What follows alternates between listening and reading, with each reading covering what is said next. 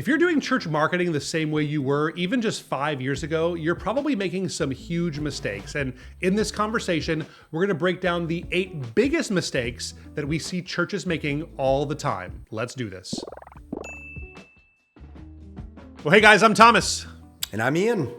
And today we're talking about why your church marketing isn't working, and we're also going to give you some tips on how you can fix it. So this should be helpful, I hope, to a lot of our audience. This is what we eat, breathe, and sleep, Ian. You and I are talking church marketing all the time, and that's kind of our whole mission here at Reach Right, is helping churches reach more people and grow. You just got back from a conference helping church plants become the most visible church in their city. That's right. And we say that with some level of certainty that we're able to even a young church plant can be the most visible church in the city if they do some of these things right. So I think it should be good, huh? It should be good. It should be good. And so, hopefully helpful. Still an area that a lot of churches, make tons of mistakes in, even though churches have become more savvy with their marketing for sure than we saw 10 years ago or even 5 years ago, but still a lot of churches doing things the way they did it 20 years ago for their marketing, which we'll identify some of those things. So, Thomas, why don't we dig in? Mistake number 1 is talking about yourself more as a church than the guest. Yeah.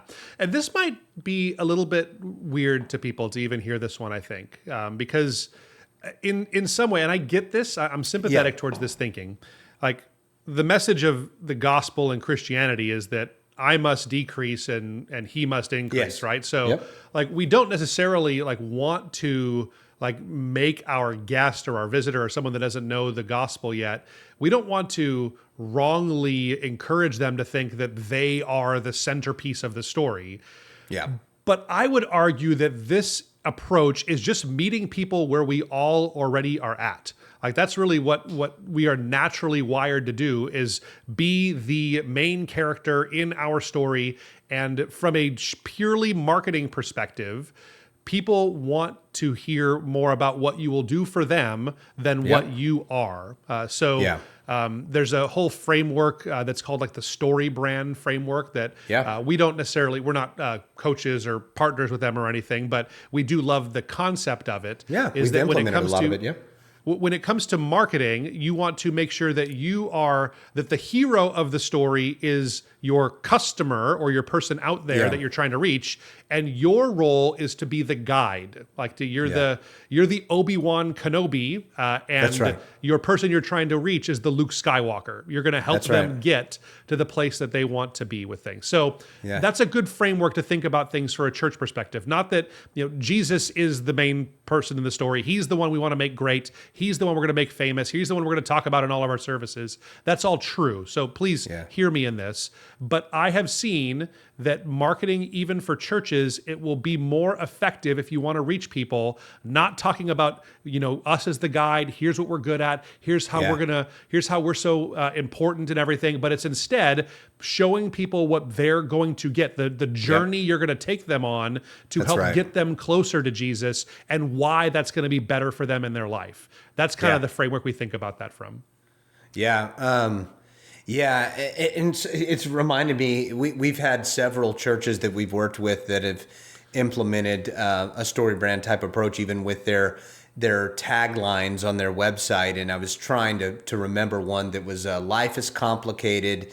You want your life to be better. We're here to help you figure it out. So it was kind of addressing, and I didn't say it exactly the way they wrote it, but it was something along those lines. But and I think it's one thing you said, Thomas, I started thinking too, is that it's tempting, and it actually, it's easy to just be proud of what God is doing at your church. Again, being proud of what the Lord is doing, and being able to share how many salvations and all of that. And you do want to share those things. Mm-hmm. Obviously, you want to share results and successes because that is about people. But sometimes you're right. We could just start thinking, we can get very internal without helping it and forget about the guest having needs for the first time.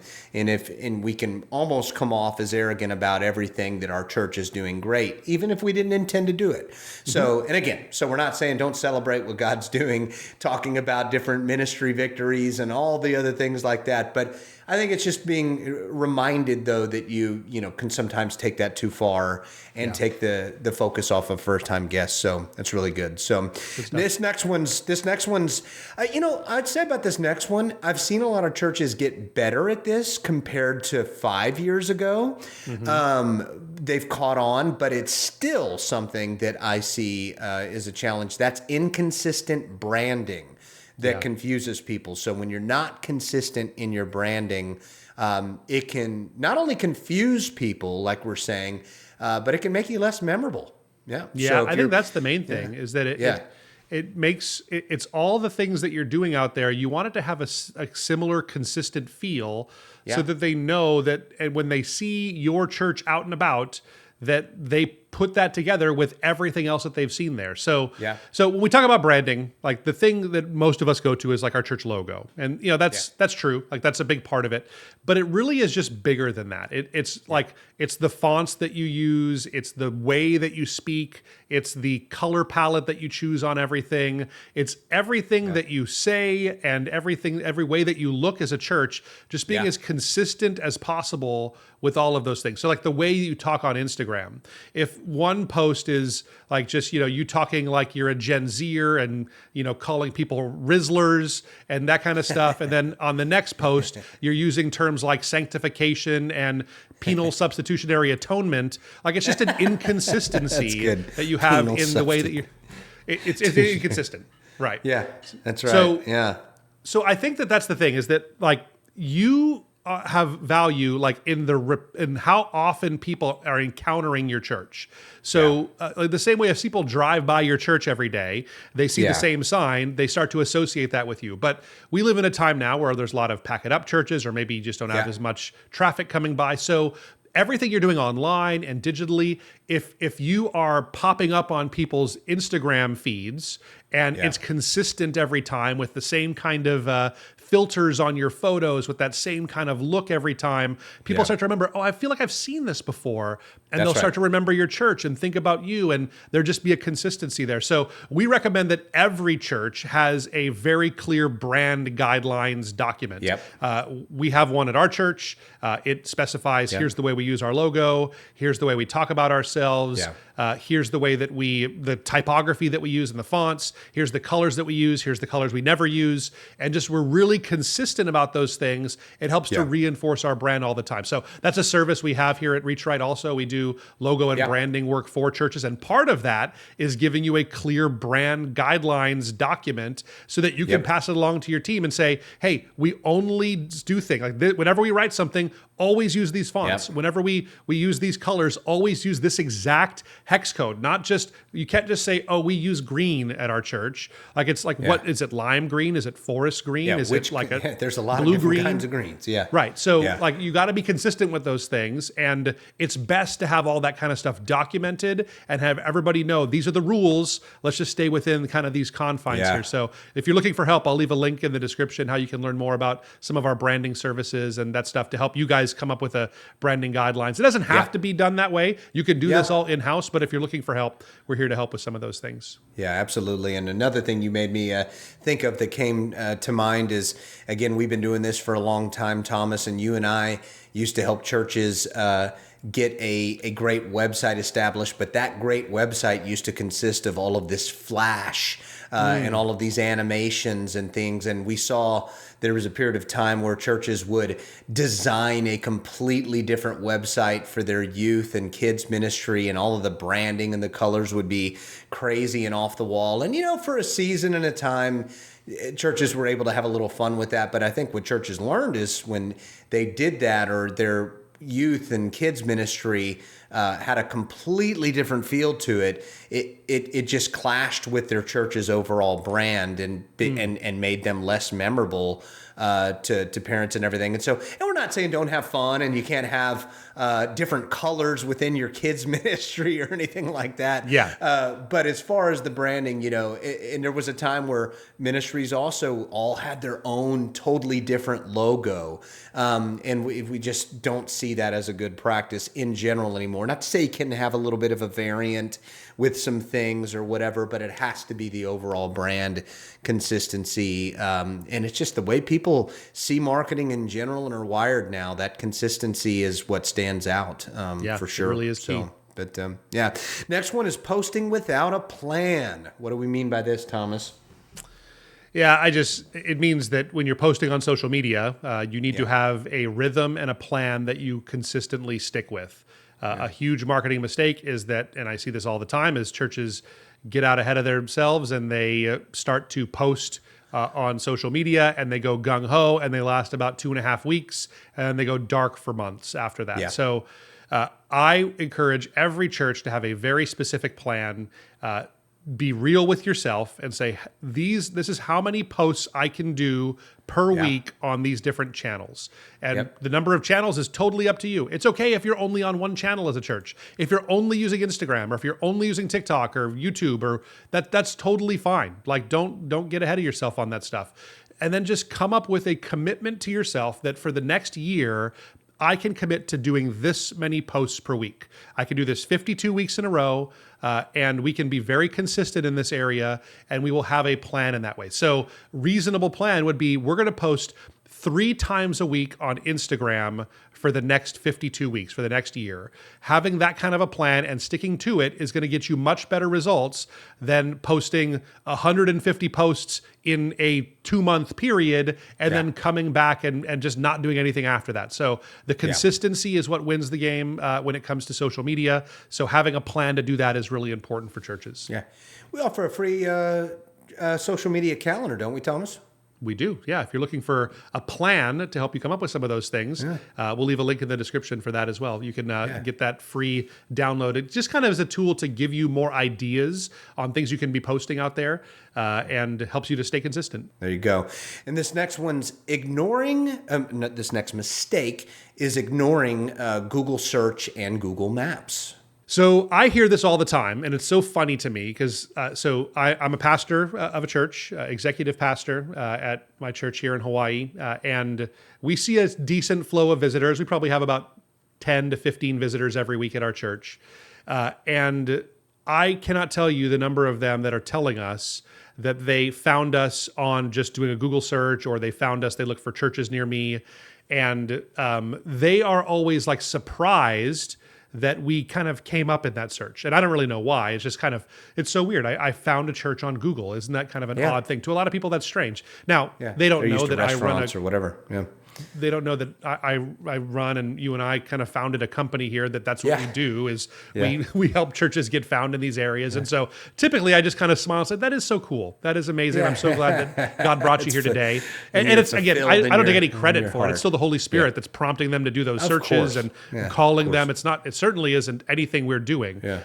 But I will say that like being intentional about this is absolutely game-changing for churches. If you can rank on those kinds of searches when people are looking for churches near me, so in the marketing industry, we'd call those bottom of the funnel searches. They're people that are looking to make a decision on finding a church right now. They've made up their mind. They're looking for a church, Yeah, so these are the people you want to get in front of. These are the people that are most likely to come, get connected, join the life of your church, and it's a great place to start. So this also is a service that we offer. And I'll just mention this, like you could do this on your own. We have a totally free report you can get. So I think this is the first step for every church is figure out where you stand right now. So when someone puts in church near me, like where does your church show up there? I'll leave a link to this here. If you just put in the name of your church, we'll do all of the back end stuff and find like your exact location and crunch all the numbers and give you a really specific report that shows you in multiple areas all around your city, where do you rank on Google Maps? Because here's what happens is that if you do a search for churches near me when you're sitting in your church office, you better come up number 1 there because you're sitting, like you couldn't be any more near if you're sitting in the church office, right? So if you're not coming up number 1. Tell me, not to interrupt you, Thomas, I've had some churches tell me that they don't even rank when they do it from their office or parking lots, and that's a problem. So that is a problem, real problem, But on the other side, we have people sometimes tell us, no, we don't need help there. I do searches and we come up number 1 for churches near me. It's because you're the nearest church to you right now. What you want to do is if you get 2 miles away, well, who comes up then? Like, is your church showing up on those searches? that's the kind of thing that you can really start to work on if you do a few things right with Google Maps and getting your listings right and getting reviews right. It's kind of a few like kind of variables you have to move around a little bit. But if you do it yourself or you get some help from a company like ours to do it, it can really move the needle. I'd say on average, we probably have about 4 or 5 people a week that tell us, I heard about you from Google, or I did a search, or something like that on our invite cards, or they just tell us personally. That's kind of the numbers. So it really moves the needle. We're not a mega church. There are much larger churches that are in Honolulu than our church, but we consistently rank really well, especially within about 8 miles or so of where our church is, which is a pretty far distance by Honolulu standards here. So you got to take it seriously. I hope you take advantage of that free report there. That would be really helpful. Yeah, and especially if you're in an area with a lot of churches too. And again, it's not about competition, but why don't you want your church to be just as visible as the other guys, right? So for sure. But and one last thing I'll say to that, if it does seem weird to a church, well, think about it. If people are Googling restaurants near me, shoe stores near me, mechanics near me, hardware, why wouldn't they do the same thing when they're looking for a church? You know, again, so it's not weird. It's just the way people do it now. So, but our next one, you're going to love this one, Thomas, ignoring the power of AI. Yeah, resident AI guy here. So, all right. So there's a few ways I could approach this. Here's the way I want to talk about AI for this one. And the biggest opportunity, and I think I'd say it's an opportunity, but it's the biggest kind of thing we need to keep our eye on because the world is changing in this area. So I have pivoted personally, and I am using Google search at least half as much as I used to. And I am now doing those same searches in something like OpenAI or ChatGPT or Claude or one of the, mostly ChatGPT is what I'll use for that. I do searches there, and you need to figure out ways, and we can help with these kinds of things. The stuff we're really digging into right now here at Reach Right is there is a whole discipline of making sure that different businesses, or in our case, churches, show up on searches in AI. So when I put in a query into ChatGPT, how do we make our church show up as an answer? Or how do we make it reference some of the things we talk about at our church when someone does a search like that? So this is something that's really important. You need to keep your eyes on. We don't have time to get into all the details of exactly how to do it right now, but the main takeaway is that it's pretty similar to what you do for general search engine optimization. Is you're writing content on your site, you're making sure you're listed with different directories and those kinds of things. But case in point, just this week, I'm doing a project in the back of my house working on a deck. And we had to buy a whole bunch of deck boards, and my contractor, he had kind of made some recommendations and, went to a local place and got me a quote, and the quote was just really expensive. So I figured I'm going to do some research. I didn't go to Google for like the first time on something like this. I went to ChatGPT and I said, hey, I'm looking at doing this kind of composite decking, and I want it. I know about these two companies. This is what my contractor mentioned to me. What are my other options? Who are the suppliers for these things? And give me a price estimate for each kind of board per linear foot. And ChatGPT spits out this chart that shows there's like 7 different brands that make this kind of product. Here's their different ranges. Here's the general price per square foot. It was 99% accurate. There were a few things that maybe like by a few dollars were off here and there, but I think it was just generally accurate information.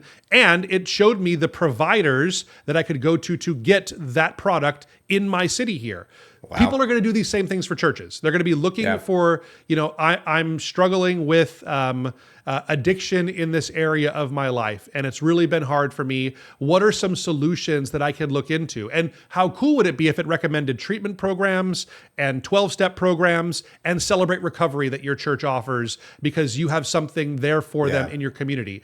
That's going to be something that, I still think I've seen this. So just to give you some raw numbers, 8 billion, that's how many searches are done daily on Google. 1 billion is how many are done on ChatGPT every day.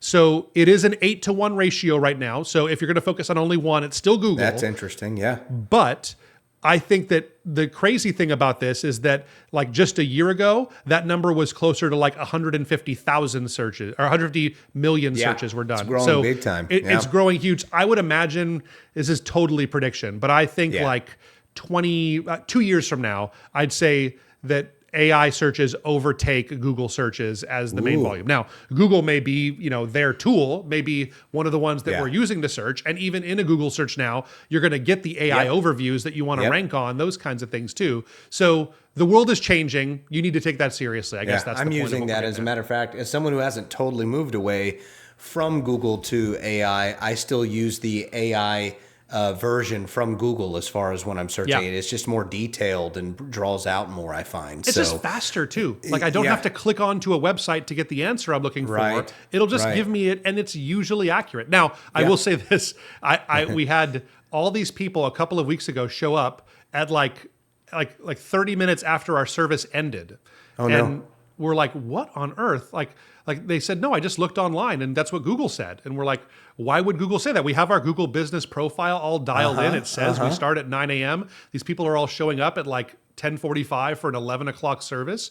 Come to find out that Google took a church with a similar name to ours, and the instant kind of the AI tool, the Gemini kind of search summary that you get when you do a Google search, it misinterpreted it and gave people wrong information about when our services started. So the solution to that, like there really isn't one right now. You're beholden to whatever AI thinks is accurate.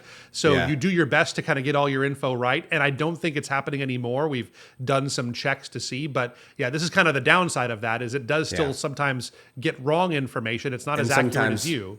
It's good to go, obviously, to the website to double check as well. Definitely. So, but that's good. So, well, good. This next one's a good one here, very relevant. If you're not using video to tell your story online, that's not a good practice.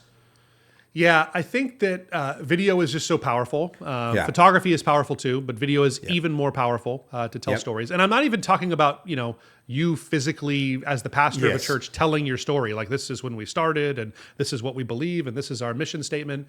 That's good. You should probably have those things on your site. That's a nice to have.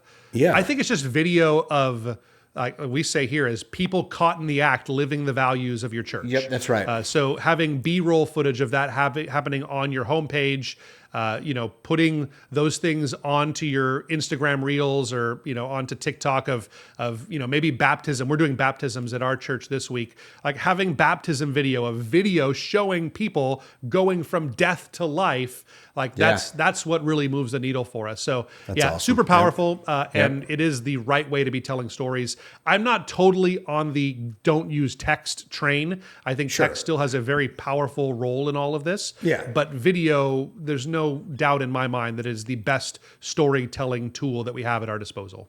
Yeah, and I tell people all the time, yes, it's best to have a high-end camera if you can, and just the best camera equipment to capture life happening on a Sunday and those experiences. But really, iPhones or any smartphone these days can pull that off even at a high level compared to ever before. So I often will get a smaller church that thinks they can't pull that kind of stuff off on their website or social media like a larger church. Not true. If you have someone that's even good with a smartphone, and again, we recommend putting in more into your video production if you can, but it could be pulled off easily, and it really just reduces people's apprehension too. And they see people, when they see that movement, people having a good time, a hand being shaken in the auditorium there, or wherever, or the foyer, I should say, at the door from a greeter. It's just, it really tells the story a lot better. So that's good stuff. So mistake number 7 still happens. Churches have gotten better at this one, I think, Thomas, but that's not following up with first-time visitors after they come. You think they have gotten better? Well, let me put it to you this way. More of them have some sort of follow-up. It may not be the best follow-up. It might be what you're thinking of there. So my experience is that, like, I think we've gotten better at knowing we're supposed to follow up with our first-time visitors. Yeah. I don't know that I have seen evidence that that churches have in general got better at actually doing the follow-up with first-time visitors, like actually executing that plan, making sure it's working, communicating with them. Yeah. And really, I'm not here to advocate a particular like method for that. We do have a whole video. I'll link to that about how I recommend you follow up with first-time visitors, and in it you can download our entire email sequence and use it. So be sure to watch that. But I guess what I would say is that so many churches, it's such a struggle just to implement this, and actually, because a lot of times it takes some manpower and just consistency. I just talk to churches all the time that just they have a plan, they just don't execute it as well as they know that they should. So that is a mistake. I believe that it is like it's living out the parable of the talents and burying your talent in this case here. It's taking a gift that God has given you and not investing and doing everything you can do to see it watered and kind of carried out and bud into something that's really valuable in a visitor is a gift. And we really need to be cherishing every one of those and doing everything we can to help them make that next step and get connected to the Lord. So I think this is a huge mistake. You can watch that video I mentioned, but other than that, like there's no way around that. It just takes some muscle and some manpower and some thought and some work to execute it. And I promise you that it is worth the dividends you'll get from it. Stickier visitors makes a huge difference in churches. And so, it's just something you have to implement. Yeah, and there's some really cool tools that we don't have. That's a whole, and I think we have done a podcast on that, but I'm sure we have some really cool visitor follow-up tools too that we can most certainly give advice to use. So good. Last but not least, making new guests feel like outsiders. We don't want that. We don't. Yeah, I think that like we talked in a recent episode about like singling out first-time visitors, putting them on the spot. And then this one here, I think, is kind of more just, I think it's partly in the language that we're using. That's a good way to make people feel like if people don't understand the things that we're talking about, then they're not going to feel like they're part of our family. This is something that so many churches struggle with. And I think the problem with this one, too, is most churches don't realize they're struggling with it. I think that if I assume this is still the case, is that I don't do a lot of these kinds of calls with our clients anymore. But I remember we used to ask this question, like, what do people really love about your church? And what did everybody always say? Ian, maybe they still do, Ian. What do people love about their church? What do they say, Ian? What do they say? I felt very warm and, no, they say, we are a very warm and welcoming church. We're a very warm and welcoming church, and everybody is family. When you're here, you're family. Friendly, And so I usually would have to ask the follow-up question and say, okay, every other church that I talked to over the last month told me the exact same thing. Do you think your church is actually like at another level when it comes to that? Or do you feel like that's just something that you've trained yourself to think and say about your church? Because I got to tell you that every church thinks that. But the reputation that churches have is the exact opposite in a lot of cases. That they are not warm and inviting. People are scared to go to churches. And I'm not saying that's right or wrong. I'm just saying that's the way that it is. People are afraid of it. They're fearful that they're going to be judged. They're going to feel like they don't know what they're doing. They don't know, and all that is kind of how things actually are. So I say all that, like, you need to be, as a leader of a church, like, ultra intentional about this. It doesn't happen by accident. Like, you can't just rely on, the people are nice to me. Well, you're the pastor of the church. Of course they're nice to you. Like they feel like they're part of the family because you've been part of the family for 10 years. That's right. Yes, you see that. But you have to actually be ultra intentional about how do you welcome your visitors to make them feel like they are not outsiders, but they are welcome to come just as they are. We're not going to leave them where they are if they don't know Jesus, but they're welcome to come as they are, and they're going to be embraced and loved and cared for and be really warmly welcomed. So that's kind of my thought on that.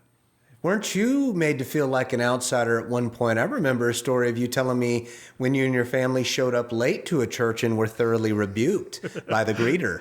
I was. The greeter said, hey, just so you know, pastor really hates it when people show up late. We were like 5 minutes Yeah. late for service or something at one of our first visits there. And it was like, It's a good I'll thing keep you that in already knew mind. it's a good thing you already knew the pastor and you were Yeah. coming there for a different reason. Otherwise, you would have not been back to that church. I went there. probably, so. I talked to the pastor afterwards. I called him the next day and said, "Hey, just so you know, this is what happened." And we got a good laugh about it. And Yeah, it's something the lady, she meant well. She wasn't Oh, trying to be mean to us or anything. But perfect example. This is something that's so common with churches is that we can sometimes be a little bit weird, and we have to be intentional to make sure people feel welcomed.